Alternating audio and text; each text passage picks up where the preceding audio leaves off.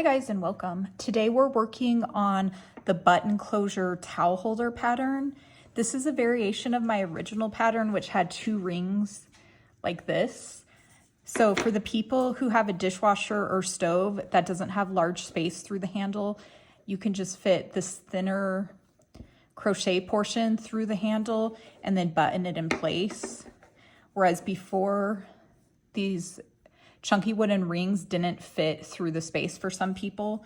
So if you want the full pattern, the full original pattern, you want to go back to my original video, which I'll link below. That will go in greater detail on each stitch. I offered 3 different stitch patterns in that. Today I'm going to show you how to crochet around the ring, how to add the extra button closure detail, and then how to sew the button on.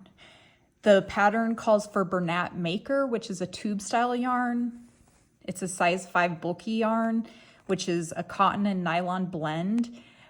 This pattern calls for 2 strands held together.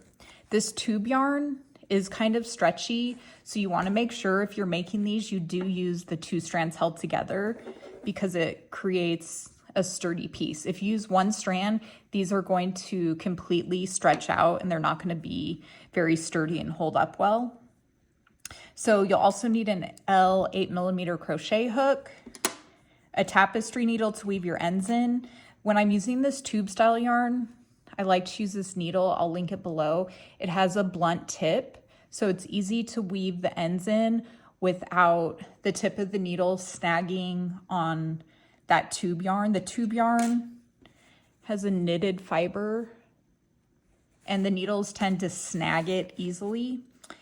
You'll probably still need a regular size or something with a smaller opening just to sew that button on. I don't think the end of this will typically fit through most buttonholes.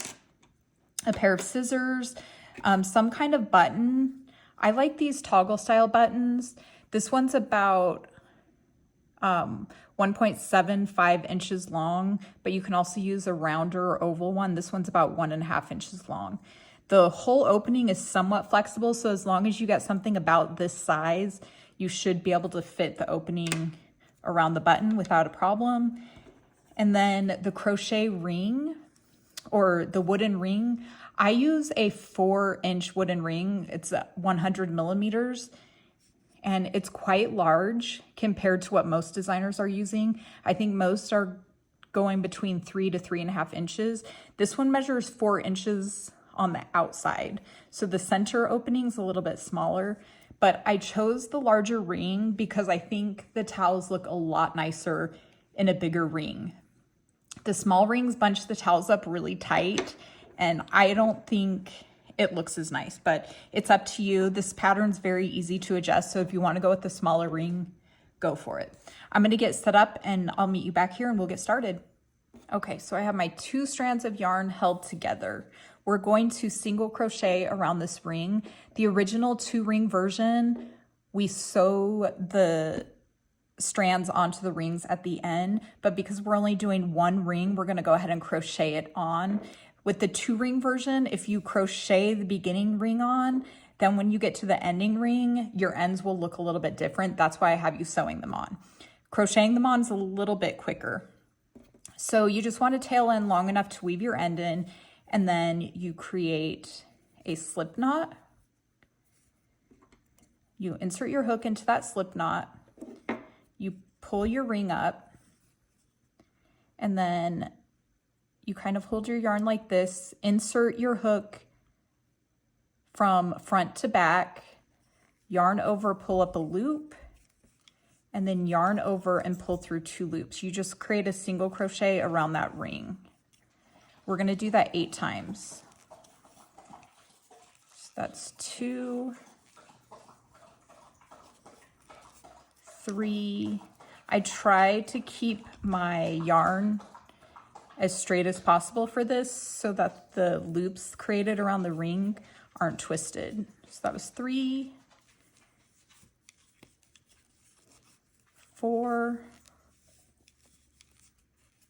5, 6, 7, and 8. kind of push the rings in place so that they look nice and neat. And then we're gonna go right into the pattern. So for the example, I'm gonna do the lemon peel stitch. That's this one, but all the stitches are in that previous video that I'll have linked below. So for the lemon peel, we're alternating between single and double crochet. So we're gonna chain one and turn, and then just go right under that single crochet and create a single crochet and then a double crochet in the next, single, double, start that again. That first row is the hardest to get into, so just be a little bit patient. So we do that all the way across.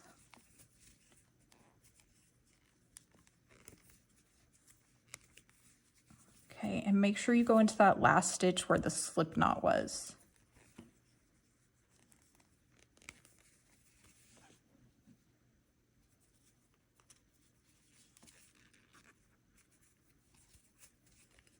Okay. Tighten that slip knot. That's what we have going on, and then we start our second row. Chain one, turn. You can go ahead and weave this in now or later if you want. Okay, so for the lemon peel stitch, I'll just show you a few more. We just go right back into that, the same as that second row. We single crochet in the first stitch, double, and then single and double. And we alternate that all the way across. And we just keep repeating those rows until we get to the end where we want to add this little button closure detail. So for the lemon peel stitch pattern, we're going to do 8 rows total of this. So finish your 8 rows just like we've been doing and meet me back here and we'll do that button closure. Okay, so we finished 8 rows total. My dishwasher, the bar circumference is about 4 inches, which seemed pretty big to me. So I went ahead and stopped at 8 rows and this fits pretty snugly on there. If your dishwasher or stove handle is wider, you'll want to create more rows here before you start that button closure. You want to make sure you do it in even increments. So right here we have 8. If you needed to make it longer, you need to add 2 more rows for 10. So let's get started on making that little button closure hole. I'm going to put this under here so the ring doesn't make that loud noise against my table. Okay, so chain 1 and then turn.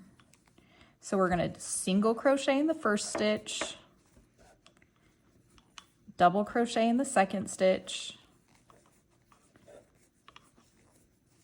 and then single crochet in the third stitch.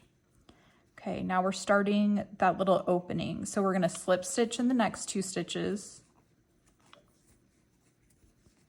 Okay, and then we're going to repeat the lemon peel for the rest of the stitches. So a double crochet,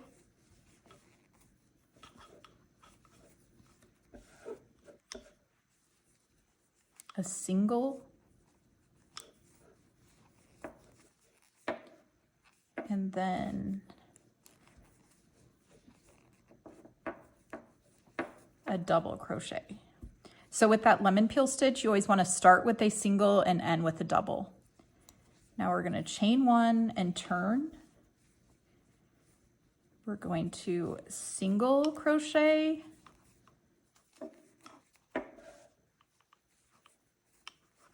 double, and single. Okay, now we're going to skip the 2 slip stitches, and then we're going to double,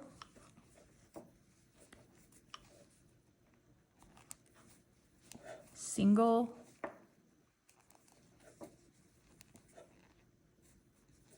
and double. So we created that little hole opening for our button. Now we're going to chain 1 and turn. This is the right side facing us. So keep that in mind. The tail end will be facing your right. And now we are going to slip stitch across. So chain 1, we're going to go right into that first stitch and loosely slip stitch. This is just to kind of finish the edge off. So 1, 2, we should have 6 total. 3, 4,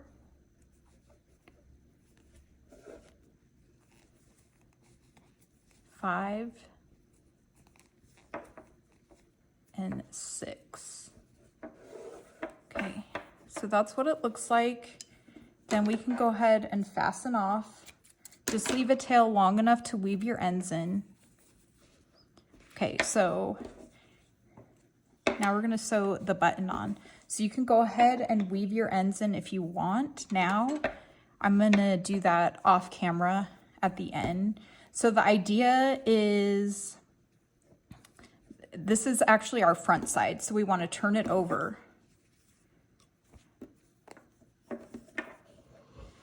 So that last row that we finish, that's the front of our work, and we want that in front when we fold this over. So it's going to be like that with the finished off edge from those slip stitches, and then the button will be like that. So you want the wrong side facing you, so your tail end will be on your left now, and your ending tail will be on your right. Sorry, your beginning tail on your left, your ending tail on your right. So then we just want to take our button and sew it in place. I do it right here at the end. If you had the bigger one, it would be more like that. So what I do is I take a piece of the yarn,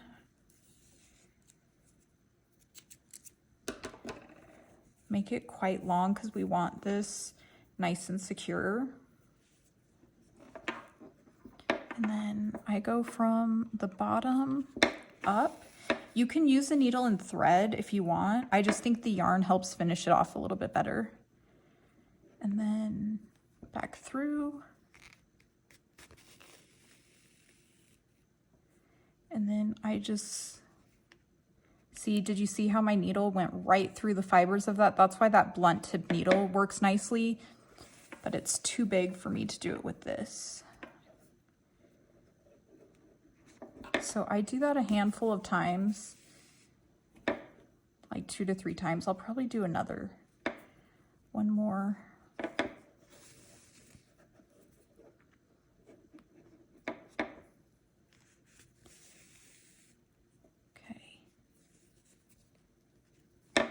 So you want to make sure it's tight. This is going to have a lot of tugging and pulling on it, so you want to get it as tight as you can.